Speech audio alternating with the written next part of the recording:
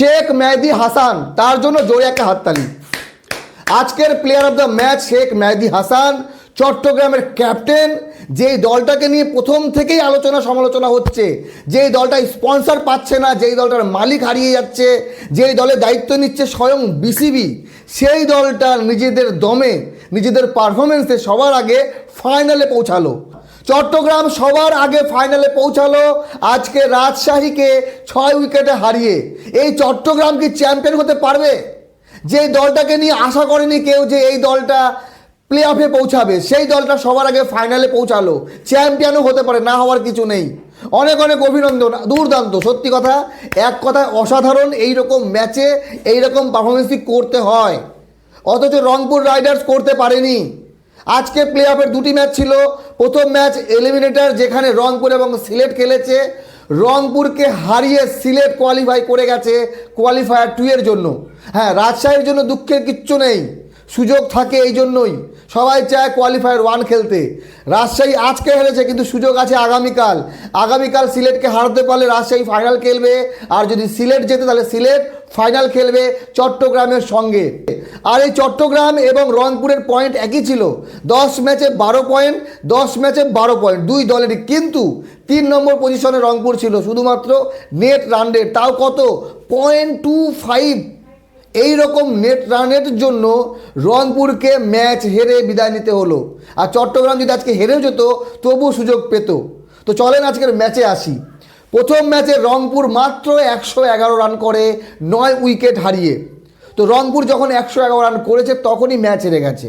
রংপুরের আজকে ব্যাটিং অর্ডারের টপ 4 ব্যাটসম্যান তারা পুরোপুরি ফ্লপ। ডেভিড মালান, তৌহিদ হৃদয়, লিটন কুমার দাস এবং কার্ল মাইয়ার্স 4 জনেই ফ্লপ খেয়েছে। তারপরে খুশদিল শাহ 19 বলে 30 রান এবং শেষে মাহমুদুল্লাহ রিয়া 33 রান করে বলে রানটা 111তে যায়। কিন্তু এই রানটা সিলেটের ইজিলি চেস করার কথা, কিন্তু করতে পারেনি। 112 রান 7 উইকেটে 20 ওভারেই করেছে, শেষ বলে 6 লাগতো। স্যাম বিলিংস 29 রান এবং ক্রিস ওকস 10 রান করে 6 মেরে ম্যাচ জেতায়। সেই জন্য সিলেট এখন কোয়ালিফায়ার 2 খেলবে আর রংপুরকে বিদায় নিতে হয়েছে। মুস্তাফিজুর রহমান ভালো বল করেছে, 4 ওভারে 20 রান দিয়ে 2 উইকেট। আলিস ইসলাম 4 ওভারে 18 রান দিয়ে 2 উইকেট।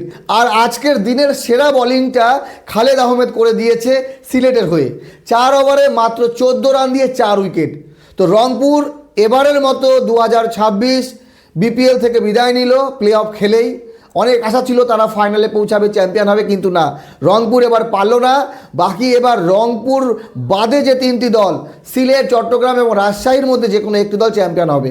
তো যদি বলি আজকের দ্বিতীয় ম্যাচে রাজশাহী 133 রান করে 20 ওভারে, অনেক রান কম হয়ে যায়। সাহেবজাদা 21 এবং তানজিদ হাসান 41, ব্যাস। এই দুজন ব্যাটসম্যান, টপ অর্ডারের 2 ওপেনার যা রান করে। তারপরে শান্ত পারেনি, মুশফিকুর পারেনি, আকবর আলী পারেনি, রায়ান ওয়ার্ল্ড পারেনি। শুধুমাত্র সাকলাইন যাকে বলার হিসেবে দেখা হয়, সে 15 বলে 32 রান করে। তা না হলে হয়তো 100 রানের ভেতরেই অল আউট হয়ে যেত, বা 90 রানের ভেতরে অল আউট হয়ে যেত রাজশাহী। তো 133 রানের টার্গেট 134 ইজিলি চেস করে আজকে। তাহির বেগ 45 run, Naim Sheikh 30 run, Hasan Nawaz 20 run এবং শেষে শেখ মেহেদী হাসান, যে কিনা ক্যাপ্টেন 19 রান করে মাত্র 9 বলে 2টি 6 মারে। তার সঙ্গে বল হাতে 4 ওভারে 20 রান দিয়ে 2 উইকেট। আজকে এই রকম একটা নির্ণায়ক ম্যাচ, যেখানে প্লেয়ার অফ দ্য ম্যাচ হলো ক্যাপ্টেন শেখ মেহেদী হাসান। দম দেখালো যে ভাই হ্যাঁ, অলরাউন্ডারের ভূমিকা সে পালন করতে পারে। এটা কিন্তু বাংলাদেশের জাতীয় দলের জন্য অনেক ভালো। বাকি আপনাদের মতামত জানাবেন। দেখেন, এবারের বিপিএলের আয়োজন নিয়েও অনেক প্রশ্ন উঠেছে। বিপিএল হয়তো 2টো স্টেডিয়ামে শেষ করা হলো, সিলেট এবং মিরপুরে। বাকি চট্টগ্রাম স্টেডিয়ামে খেলা গেলই না। মাঝে ক্রিকেটাররা ধর্মঘট দিল, তারা খেললো না, একদিন ম্যাচ বন্ধ থাকলো। তো এই রকম করেও শেষ পর্যন্ত বিপিএল টুর্নামেন্টটা শেষ হচ্ছে, ব্যাস এতটুকুই। আগামীকাল কোয়ালিফায়ার 2, 23 তারিখ ফাইনাল। আশা করি ভালো কিছু হবে। তবে হ্যাঁ, কমেন্ট করে জানাবেন কারা চ্যাম্পিয়ন হবে। চট্টগ্রাম কি চ্যাম্পিয়ন হতে পারবে? ভালো থাকবেন সবাই, ধন্যবাদ।